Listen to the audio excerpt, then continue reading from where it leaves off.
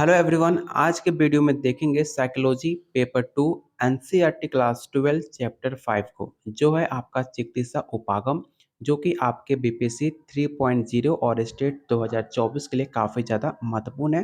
तो चलिए शुरू करते हैं। उससे पहले आपको बता दें, जिनका बीपीएससी का पेपर होने वाला है तो उनके लिए काफ़ी ज़्यादा एक खुशखबरी है कि आप लोग का पेपर 5 अप्रैल को होने की मैक्सिमम चांस है, क्योंकि कल के मीटिंग में स्कूल में बात की जा रही थी कि आपका पेपर जो है 5 अप्रैल को हो सकता है। इसको लेकर काफ़ी तैयारियां शुरू हो चुकी हैं। तो जो अभी तक एनसीईआरटी कंप्लीट नहीं किया तो प्लीज़ आप लोग एग्ज़ाम में जाने से पहले सारे एनसीईआरटी 11-12 को कम से कम आप कंप्लीट करके जाना, जो कि आपके एग्ज़ाम के लिए काफ़ी ज़्यादा इम्पोर्टेंट होने वाला है। अगर आपके पास प्रैक्टिस सेट अभी तक नहीं लिया है तो मैंने ऑलरेडी यूट्यूब पे आपको एनसीईआरटी क्लास 11 और 12 का करा चुका हूँ, उसे ज़रूर कंप्लीट कर लेना। अगर आपके पास 151 रुपीज़ है तो आप इसका नोट्स ले सकते हैं, जो कि आपके एग्ज़ाम के लिए काफ़ी ज़्यादा इम्पोर्टेंट होगा। और इस प्रैक्टिस सेट को कम से कम 1 से 2 बार ज़रूर रिपीट मोड में देख लेना, आपके लिए काफ़ी ज़्यादा फ़ायदेमंद होगा। और जो स्टेट की तैयारी कर रहे हैं उनके पास प्रॉपर टाइम है। जैसे कि मैंने आपको बताया था कि आपका पेपर जो है 15 अप्रैल के बाद होगा, तो सेम अभी भी आपको न्यूज़ में सुनने में आ रहा है कि आपका पेपर जो है 15 अप्रैल के बाद हो सकता है। कुछ दिनों में आपको ऑफ़िशियल न्यूज़ आ जाएगा, ऑफ़िशियल नोटिस आ जाएगा आपके एग्ज़ाम को लेकर, जो कि आपके 15 अप्रैल के बाद हो सकता है। उनके पास प्रॉपर टाइम है, 1 महीने से ज़्यादा टाइम है। तो अपने तैयारी को और अच्छा कर सकते हो। आप इसका प्रैक्टिस सेट और थ्योरी लेकर और एनसीईआरटी चैप्टर 11-12 क्वेश्चन आंसर अभी से लेकर आप अपनी तैयारी को और ज़्यादा मजबूत कर सकते हैं, सिर्फ 300 के अंदर। लेने के लिए आप मुझे इस नंबर पे व्हाट्सअप कर सकते हैं, जो कि मेरा पर्सनल व्हाट्सअप नंबर है। तो चलिए शुरू करते हैं आज का पहला क्वेश्चन। पहला क्वेश्चन है, मनोचिकित्सा का उद्देश्य क्या है? तो सबसे पहले आपको पता होना चाहिए कि मनोचिकित्सा होता क्या है। तो आप लोग इस वर्ड से बेखूबी पता होगा, हर किसी को हॉस्पिटल मनोचिकित्सा से कहीं न कहीं आपको सामना हुआ ही होगा। तो आपको अच्छे से पता होगा, जो मनोचिकित्सा है वो व्यक्ति, समूह, जोड़ों और परिवारों के साथ आयोजित की जाती है। लोगों को तनाव, भावनात्मक रिश्ते संबंधी समस्याओं या परेशान करने वाली आदतों से उबरने में मदद करता है आपका मनोचिकित्सा। तो आपको बताना है कि मनोचिकित्सा का क्या उद्देश्य है। पहला ऑप्शन है रचनात्मक समायोजन, विन्यासात्मक समायोजन, या ऑप्शन सी जीवन शैली के सुधार में सहायता करना, या ऑप्शन डी ए और सी दोनों। तो जस्ट मैंने आपको बताया कि जीवन शैली में सुधार करने में सहायता और आपके इमोशन हो या आपकी परेशानी हो, उस आदतों से उबारने में आपकी मदद करता है मनोचिकित्सा। तो इसका राइट आंसर क्या हो जाएगा? तो ऑप्शन डी हो जाएगा, ए और सी। अगला क्वेश्चन और काफ़ी ज़्यादा इम्पोर्टेंट क्वेश्चन है, इसे आप याद रखना। आपसे पूछा जा रहा है कि आधुनिक चिकित्सा शास्त्र के जनक किसे माना जाता है। पहला ऑप्शन है मैस्लो, हिप्पोक्रेट्स, फ्राइड, या ऑप्शन डी है कॉल रोजर्स। तो इसका राइट आंसर क्या हो जाएगा? तो इसका राइट आंसर ऑप्शन बी होगा, हिप्पोक्रेट्स। हिप्पोक्रेट्स आपके प्राचीन यूनान के एक प्रमुख विद्वान थे। इन्होंने यूनान के चिकित्सा शास्त्र के जन्मदाता के रूप में माना जाता है। यूनान नाम याद रखिएगा, यूनान एक देश है जहाँ के ये जन्मदाता माने जाते हैं चिकित्सा शास्त्र के। इनका जन्म जो है 460 ईसा पूर्व से लेकर 370 ईसा पूर्व इनकी जीवन अवधि मानी जाती है। इस सारे फैक्ट्स को आप याद रखिएगा। इसका राइट आंसर ऑप्शन आपका बी हो जाएगा। अगला क्वेश्चन काफ़ी आसान सा क्वेश्चन है। आपको बताना है कि मनोविश्लेषणात्मक चिकित्सा का संबंध किस व्यक्ति से है। तो इसका राइट आंसर क्या हो जाएगा? तो ऑप्शन डी होगा, फ्रायड। पतंजलि का नाम किससे संबंधित है? पहला ऑप्शन है परामर्श, मनोचिकित्सा, योग, या ऑप्शन डी है सिर्फ विश्लेषण। इसमें बाबा रामदेव का नाम नहीं है, तो आप बाबा रामदेव अपने मन से टिक आउट मत कर देना। इसका पतंजलि का जो मेन संबंध है आपके योग से है, इसलिए जो आपके बाबा रामदेव है उनकी ब्रांड का नाम, उनकी कंपनी का नाम पतंजलि बेस पे रखा गया है, क्योंकि उनका जो मेन क्वालिटी है या उसको मेन जो उसमें अच्छे खासा नॉलेज है उनके योग में, इसलिए उन्होंने अपने कंपनी का नाम पतंजलि पे रखा था। इसलिए इसका राइट आंसर ऑप्शन आपका सी हो जाएगा।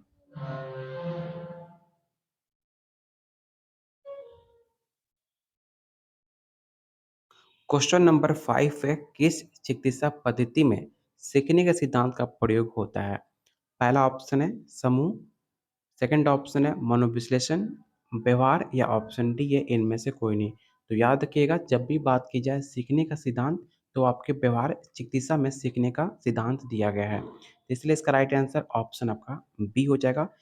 ऑप्शन सी आपका राइट आंसर होगा। जितने भी आपके चिकित्सा वर्ड है इसमें आपके कोई डिफरेंट नहीं है, जो भी आपके व्यवहार के जनक है सेम आपके जनक इसमें माने जाएंगे, ठीक है। लेकिन अलग अलग वैज्ञानिक ने चिकित्सा को लेकर अपने सिद्धांत अलग दिए थे, तो कुछ थ्योरी के जनक अलग माने जाएंगे, लेकिन मैक्सिमम जो है सीखने का सिद्धांत आपके व्यवहार चिकित्सा के अंदर ही आता है। इसे आप जरूर याद रखिएगा। ऑप्शन सी आपका राइट आंसर होगा। क्वेश्चन नंबर 6 है, किस चिकित्सा ने आधानुकूलन के नियम प्रयुक्त किए थे? पहला ऑप्शन है मनोज्ञात्मक, जो कि आपके फ्राइड होंगे, व्यवहार वाटसन होंगे, रोगी केंद्रित चिकित्सा या ऑप्शन डी है मनोज्ञात्मक। मनोज्ञात्मक दोनों आपका ऑप्शन ए और डी दोनों सेम है। तो आपको बताना है कि ए बी सी में आपका राइट आंसर क्या हो जाएगा। तो इसका राइट आंसर ऑप्शन आपका बी होगा, व्यवहार चिकित्सा। क्वेश्चन नंबर 7, मनोज्ञात्मक चिकित्सा का प्रतिपादन किसने किया है? जस्ट मैंने आपको बताया था कि मनोज्ञात्मक चिकित्सा का आपके प्रतिपादन फ्रॉइड ने साफ किया था। तो ऑप्शन इसका बी राइट आंसर होगा। क्वेश्चन नंबर 8 है, मनोविश्लेषणात्मक चिकित्सा में सर्वाधिक महत्वपूर्ण क्या है? पहला ऑप्शन है प्रतिरोध, ऑप्शन बी है स्वतंत्र साचार्य, ऑप्शन सी है स्वप विश्लेषण या ऑप्शन डी असनातरण। तो इसका राइट आंसर क्या होगा आपको बताना है। तो इसका राइट आंसर ऑप्शन आपका बी हो जाएगा। किसी भी चीज़ में अगर आप उसको सीखना है तो उसका विश्लेषण करना काफ़ी ज़्यादा इम्पोर्टेंट है। उसको छोटे छोटे खंड में उसको टुकड़ों में बांटकर उस हर चीज़ को आसानी से आप सीख सकते हो। इसलिए इसका राइट आंसर ऑप्शन आपका सी होगा, विश्लेषण। क्वेश्चन नंबर 9 है, पारस्परिकता और रोध का नियम का आधार क्या होता है? पहला ऑप्शन है टोकन इकोनॉमी, मॉडलिंग, क्रमबद्ध या ऑप्शन डी है इनमें से कोई नहीं। तो इसका राइट आंसर ऑप्शन आपका सी हो जाएगा, क्रमबद्ध अस्वीकरण। ऑप्शन सी आपका राइट आंसर होगा। क्वेश्चन नंबर 10 काफ़ी इंपॉर्टेंट क्वेश्चन है, इसे ध्यान से सुनिएगा और बताइए इसका राइट आंसर क्या हो सकता है। गेस्टॉल्ट चिकित्सा इस तथ्य पर बल देता है, आपको बताना है कि गेस्टॉल्ट चिकित्सा किस तथ्य पर ज़्यादा बल देता है। पहला ऑप्शन है रोगी क्यों किसी खास ढंग से व्यवहार कर रहा है, या ऑप्शन बी रोगी का वर्तमान भाव क्या है, या ऑप्शन सी रोगी किस तरह से व्यवहार कर रहा है, या ऑप्शन डी बी और सी दोनों पहलू को समझना। तो इसका राइट आंसर क्या होगा आपको ये बताना है। सबसे पहले आपको मुझे ये बताओ और सारे लोग कमेंट बॉक्स में टाइप कीजिए कि गेस्टाल्ट सिद्धांत किसने दिया था। मैंने आपको कई बार बता चुका हूँ गेस्टाल्ट सिद्धांत किसने दिया था। तो याद रखिएगा वर्दीमर। वर्दीमर आपके गेस्टाल्ट सिद्धांत दिया था वर्दीमर ने। ठीक है, कब दिया था? तो 1912 में दिया था, जो कि मनोचिकित्सा का एक रूप है जो किसी व्यक्ति की जागरूकता और स्वतंत्रता और आत्मदिशा बढ़ाने पर केंद्रित माना जाता है। एक प्रकार का ये थेरेपी माना जाता है, जो कि एक रूप है पिछले अनुभव के बजाय वर्तमान क्षण पर ध्यान केंद्रित करता है। याद रखिएगा गेस्टॉल्ट चिकित्सा एक प्रकार का थेरेपी है, इसे याद रखिएगा। इस सवाल आपके एग्जाम में पूछा जा सकता है।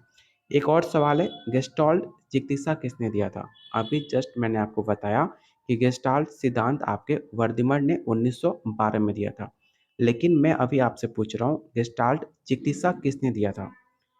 गेस्टाल्ट चिकित्सा का सिद्धांत किसने दिया था आपको ये बताना है, या गेस्टाल्ट थेरेपी किसने दिया आपको इसका आंसर कमेंट बॉक्स में बताना। तो मैं आपको बता दूं, इसका राइट आंसर हो जाएगा फ्रिट्ज। इनका नाम आप जरूर याद रखना, फ्रिट्ज पर्ल्स, ठीक है, जिन्होंने गेस्टाल्ट थेरेपी का सिद्धांत दिया था। दोनों को में कन्फ्यूजन मत होना, गेस्टाल्ट थेरेपी, ठीक है, फ्रिट्ज पार्ल्स ने दिया था और गेस्टाल्ट सिद्धांत आपके वर्दिमर ने दिया था। दोनों अलग अलग सिद्धांत है, इसको लेकर बिल्कुल भी कंफ्यूज मत होना। और इसका राइट आंसर क्या होगा? तो ऑप्शन डी आपका राइट आंसर हो जाएगा, बी और सी दोनों। क्वेश्चन नंबर 11 काफ़ी आसान सा क्वेश्चन है, योग में क्या सम्मिलित होता है? ध्यान, मुद्रा, नियम या ऑप्शन डी है ज्ञान। अगर यहाँ पर ऑप्शन डी में ऑल ऑफ दी अबव दिया होता तो आप इसका answer option D tick out कर देते, ऑल ऑफ डी, क्योंकि योग में आपके सब कुछ शामिल हो जाता है, चाहे आपका ध्यान हो, उसमें बहुत सारे नियम भी होते हैं और उससे आपको कुछ ज्ञान भी मिलती है और आपको उसमें मुद्रा में भी रहते हो। तो आपको all of the above option में नहीं है, इसलिए आपको इन 4 ऑप्शन में जो सबसे बेस्ट ऑप्शन हो सकता है, उस ऑप्शन को आपको चूज़ करना है। तो इसका राइट आंसर क्या होगा? तो ऑप्शन ई हो जाएगा। बहुत लोग बोलते हैं कि ध्यान लगाने के लिए आपको योगा करना चाहिए। तब जाकर आपका जो कंसंट्रेशन है, उसको एक जगह पे आप उसे अस्थिर कर सकते हो और योग करने से आपका मन और आपका दिमाग काफ़ी शांत रहता है और जिस चीज़ पे आप फ़ोकस करना चाहते हो, उस पे आपका फ़ोकस बन जाता है। इसलिए योग हर किसी को करना चाहिए। तो इसका राइट आंसर क्या होगा? तो ऑप्शन ई हो जाएगा। योग से एक और सवाल पूछा जाता है कि आपकी योग दिवस कब मनाया जाता है? तो सारे लोग कमेंट बॉक्स में आप मुझे बताइए कि योग दिवस कब मनाया जाता है?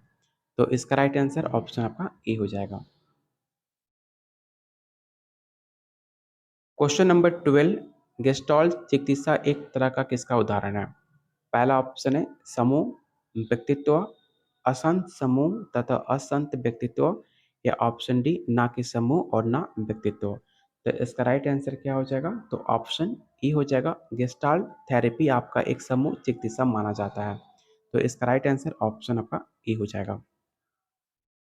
क्वेश्चन नंबर 13, निम्नलिखित में कौन जैव आयुर्विज्ञान चिकित्सा नहीं है? पहला ऑप्शन है औषधि, मानसिक शल्य, आघात, या ऑप्शन डी है वैकल्पिक। तो वैकल्पिक चिकित्सा कुछ नहीं होता। इसका राइट आंसर क्या होगा? तो ऑप्शन डी हो जाएगा, वैकल्पिक चिकित्सा। अगला क्वेश्चन है योग एक है। आपको बताना है कि योग एक प्रकार का क्या है? आघात है, मानसिक शल्य है, वैकल्पिक है, या ऑप्शन डी है जैव आयुर्विज्ञान चिकित्सा है। तो इसका राइट आंसर ऑप्शन आपका सी हो जाएगा। योग एक प्रकार का वैकल्पिक चिकित्सा है, मतलब योग जो है आपका कोई थेरेपी नहीं है, कोई आपका इलाज नहीं होता।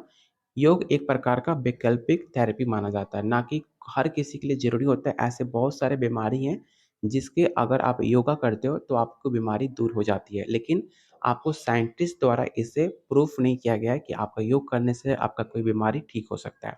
लेकिन योगा करना और योग से बहुत लोगों का बीमारी ठीक भी हुआ है, तो इसे साइंटिफिक प्रूफ नहीं किया गया है। इसी वजह से भी आपके रामदेव को लेकर भी केस होता है। आपने सुना होगा जब आपका कोरोना आया था, कोरोना टाइम पे आपके बाबा रामदेव ने उन्होंने बताया था कि उन्होंने एक वैक्सीन बना लिया है, जिसके खाने से आपके कोरोना को दूर हो जाएगा या फिर जिसको कोरोना हुआ है उसकी बीमारी दूर हो जाएगी। लेकिन इसको डब्ल्यूएचओ ने इसे मान्यता नहीं दिया था, क्योंकि आपके योगा के जो भी योगा होता है, बाबा रामदेव ने ये भी स्टेटमेंट दिया था कि योगा करने से आपका कैंसर का इलाज भी खोजा जा चुका है, लेकिन इसको लेकर कोई भी प्रूफ नहीं किया गया। तो बहुत सारे ऐसे लोग हैं जिन्होंने योगा से अपनी बीमारी को दूर कर लिया है, अपना फैट या फिर कोई ऐसी बीमारी गठिया टाइप का उन्होंने ठीक कर लिया है। लेकिन इसको लेकर कोई साइंटिफिक प्रूफ नहीं है, इसलिए इसको ऑप्शनल थेरेपी माना जाता है, ठीक है? वैकल्पिक थेरेपी। तो इसको लेकर कन्फ्यूज़ बिल्कुल आपको नहीं होना है। और प्लीज़ आप लोगों से रिक्वेस्ट है कि वीडियो को लाइक और शेयर ज़रूर कर दीजिएगा, क्योंकि आपका एग्ज़ाम काफ़ी पास में है। तो मैं कोशिश कर रहा हूँ कि आपके एग्ज़ाम से पहले और क्लास को बढ़ा दिया जाए या फिर और मैं क्वेश्चन कवर कर पाऊँ, आपका वीडियो और काफ़ी लंबा हो जाए या फिर कुछ ऐसे इंपॉर्टेंट टॉपिक जो कि आपके एग्ज़ाम के लिए काफ़ी ज़्यादा इंपॉर्टेंट है, मैं उसको कराने की कोशिश कर रहा हूँ।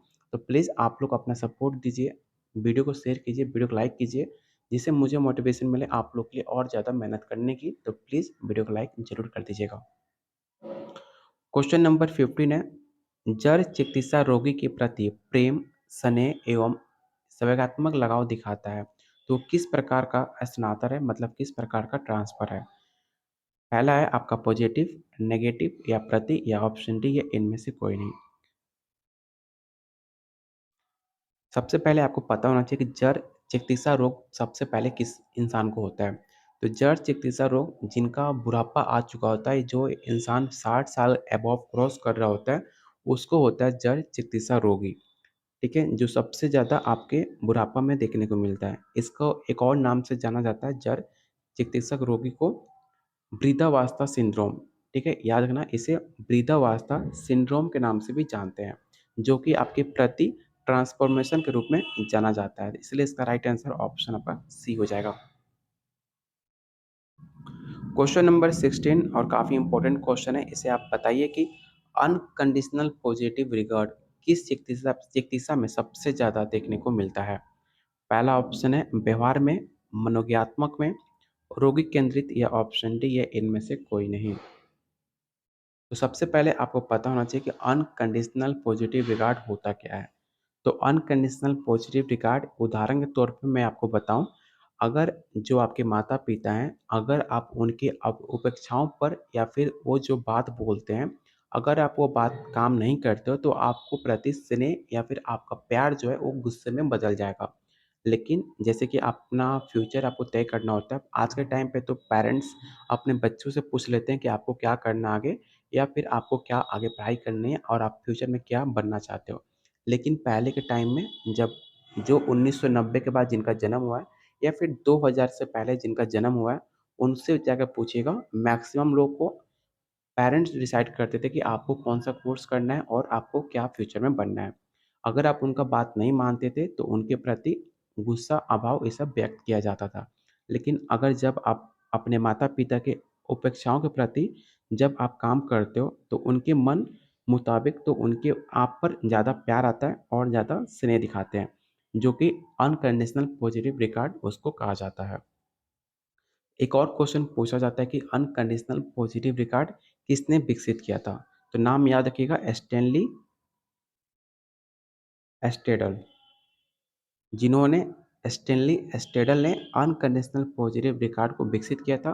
कब किया था? तो 1954 में किया था, जो कि आपके माता-पिता के प्रति स्नेह को व्यक्त करता है। अगर आप उनकी बात मानते हो, तो उसमें आपका जो प्यार मिलता है, वो अनकंडीशनल मिलता है, मतलब वो उसकी कोई लिमिट नहीं होती है, उसको कहा जाता है अनकंडीशनल लव। ठीक है? तो इसका राइट आंसर क्या हो जाएगा? तो ऑप्शन सी हो जाएगा, रोगी केंद्रित चिकित्सा। और एक सवाल पूछा जाता है कि अनकंडीशनल पॉजिटिव रिगार्ड जिन्होंने स्टैनली एस्टेडल ने विकसित किया था 1954 में, बाद में जाकर जो आपके कार्ल रोजर्स हैं, जिन कार्ल रोजर्स कौन है? तो मानवतावादी के वैज्ञानिक माने जाते हैं, मानवतावादी के जनक माने जाते हैं कार्ल रोजर्स, जिन्होंने बाद में जाकर 1956 के बाद इस थ्योरी को आगे बढ़ाते हैं, अपने सिद्धांत में इसे शामिल करते हैं। ये कुछ फैक्ट्स थे जो कि आपके अनकंडीशनल पॉजिटिव रिगार्ड से आपको पता होना चाहिए। इसका राइट आंसर ऑप्शन आपका सी हो जाएगा। अगला क्वेश्चन काफ़ी आसान सा है। आपको बताना है कि ब्रीथिंग प्रैक्टिस योग में क्या कहा गया है? अगर आप योगा करते हो तो आपको पता होगा, जो नाक एक एक नाक को बंद करके जो योगा करते हैं उसको किस नाम से हम जानते हैं?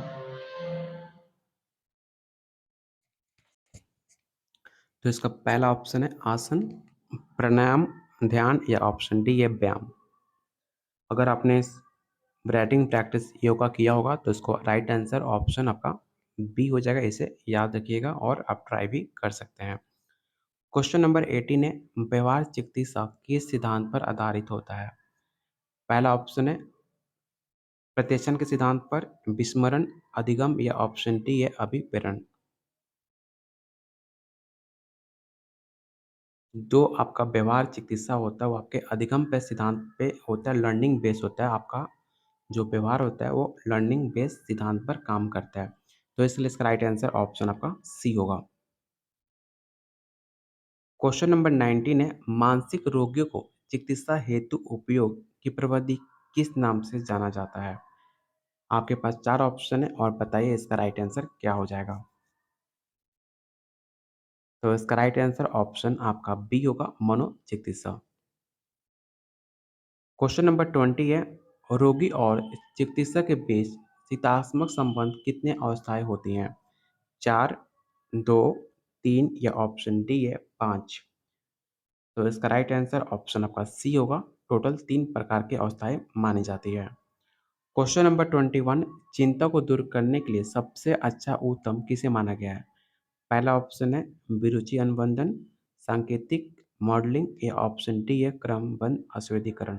तो जस्ट मैंने आपको बताया था, कोई चिंता दूर करने के लिए कोई भी काम अगर आप उसे क्रमबद्ध में करते हो तो आपके लिए काफ़ी ज़्यादा उत्तम हो साबित होता है। इसलिए इसका राइट आंसर ऑप्शन आपका डी हो जाएगा। अगला क्वेश्चन है, गेस्टाल्ट चिकित्सा का प्रतिपादन किसने किया था? तो जस्ट मैंने आपको बताया था, गेस्टाल्ट थेरेपी के प्रतिपादन किसे माना जाता है? पहला ऑप्शन है इगास, Carl Rogers, S F Perls द्वारा या ऑप्शन डी है फ्राइड।